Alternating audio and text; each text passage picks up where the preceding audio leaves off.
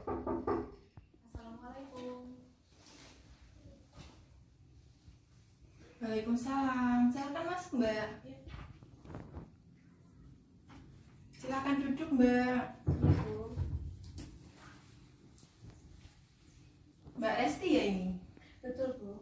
Bagaimana perjalanan Mbak ke sini, lancar? Tadi lumayan macet, Bu, untuk perjalanan ke sini. Karena kan juga jam kerja juga ya, Mbak. Jadi ya sedikit macet. Apalagi daerah utara yang Mbak lewati itu mungkin macet sekali.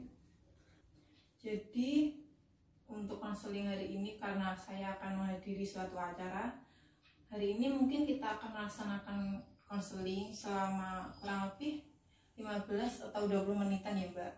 Iya, Gimana? Bu. Iya, Bu, tidak apa-apa. Baik. Untuk kedatangan Mbak Resti hari ini, ada hal apa yang ingin Mbak Resti ceritakan kepada saya? Jadi begini, Bu. Ya.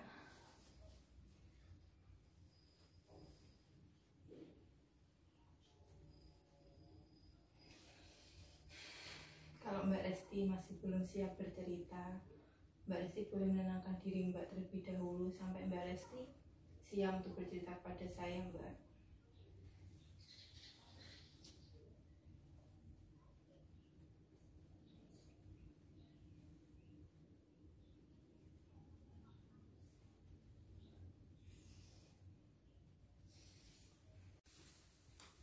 Jadi begini, Bu.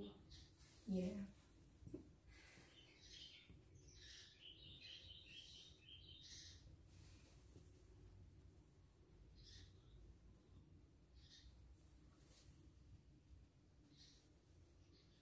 Kalau Mbak Resti masih belum siap bercerita, Mbak Resti boleh menenangkan diri lebih dahulu, lebih lama lagi untuk agar Mbak Resti sanggup menceritakan permasalahan Mbak Resti.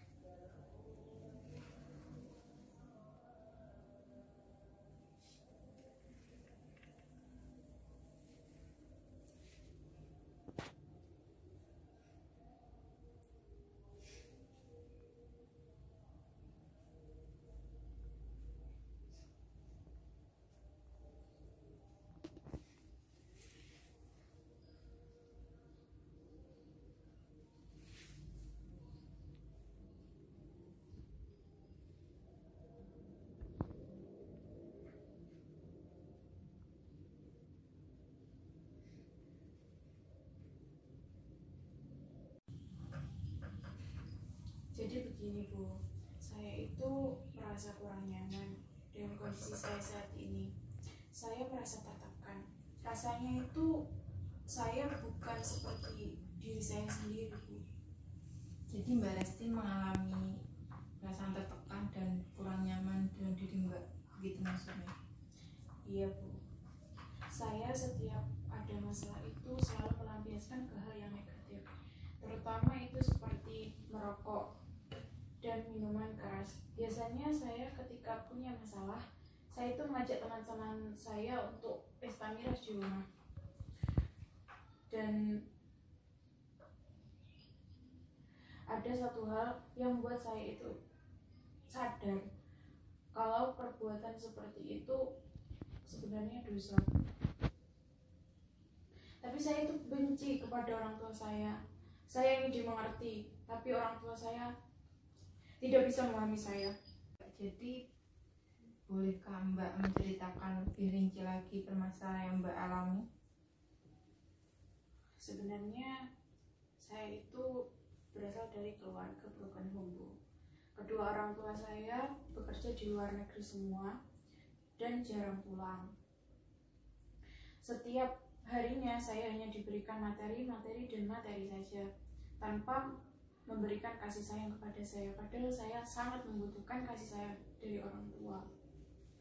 Dan parahnya lagi, saya itu berada di lingkungan pertemanan yang toksik, Bu.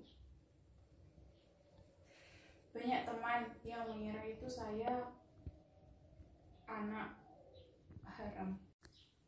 Mungkin kalau saya atau orang lain yang berada di posisi Mbak akan merasakan hal yang sama.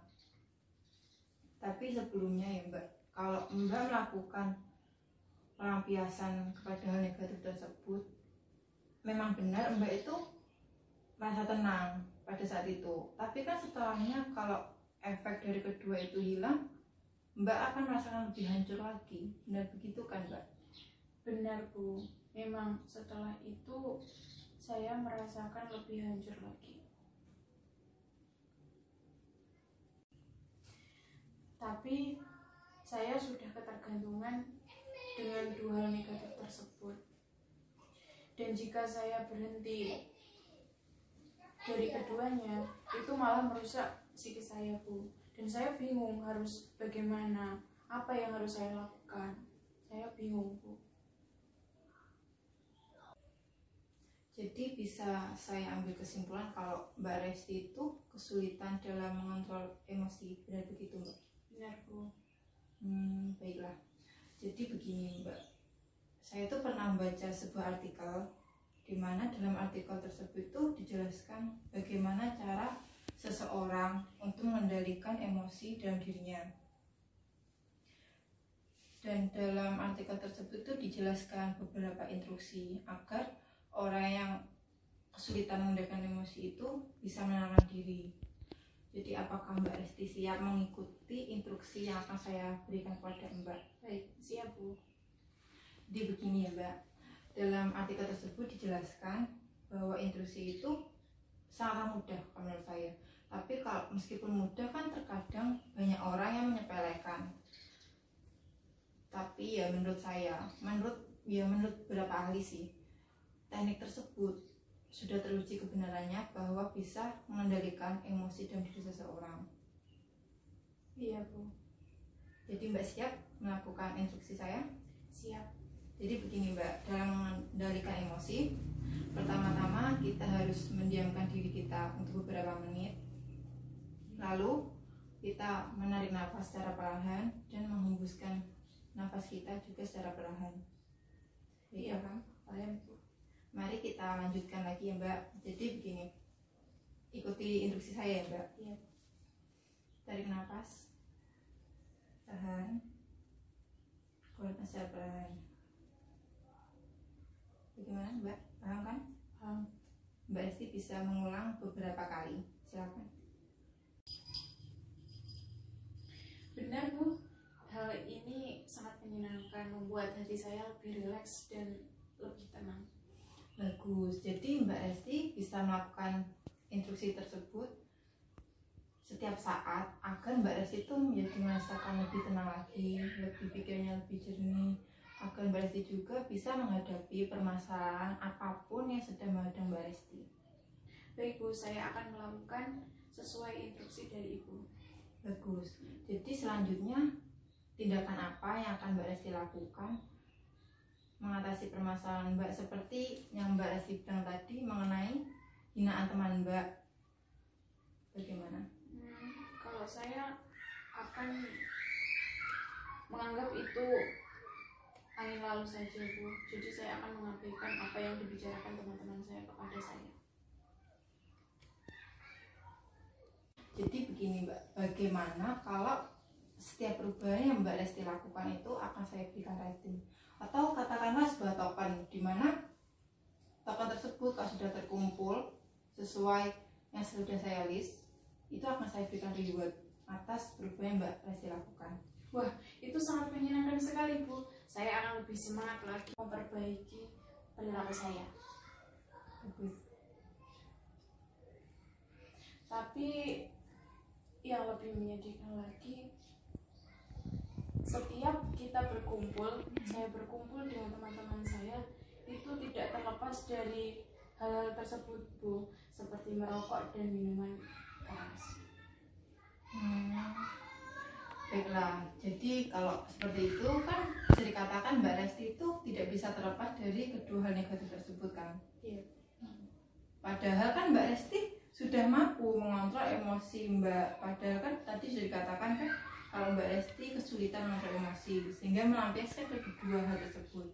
Tapi sekarang beda hal, Mbak Resti sudah mampu mengontrol emosi, namun masih tidak bisa terlepas kedua hal negatif tersebut. Benar begitu Mbak? Benar, Bu. Baiklah. Kalau begitu ceritanya, jadi begini Mbak. Kalau Mbak Resti melakukan hal negatif tersebut, entah itu merokok, minuman keras, token yang sudah Mbak Resti dapatkan akan saya hilangkan satu. Loh, kok gitu, Bu? Masa iya dengan mudahnya dikurangi begitu saja?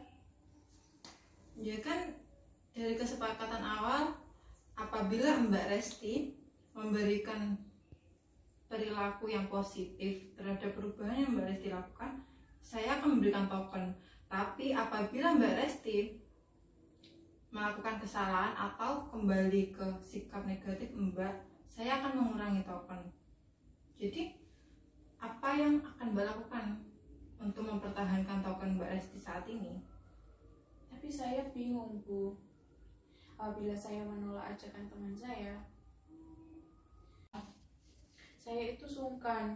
Tapi kalau saya tidak tegas, perubahan saya selama ini akan sia-sia. Benar Mbak. Jadi emang sulit sih Mbak dari merubah kebiasaan ya, apalagi kalau Mbak Resti kan juga bisa dikatakan perokok yang aktif ya. Iya. Untuk menjadi perokok pasif itu emang sulit. Tapi kalau Mbak Resti nggak bersungguh-sungguh merubah kan percuma. Dengan Mbak Resti menahan diri untuk tidak merokok atau meminum minuman keras, bisa dikatakan Mbak Resti itu mempertahankan token yang Mbak Resti sudah miliki.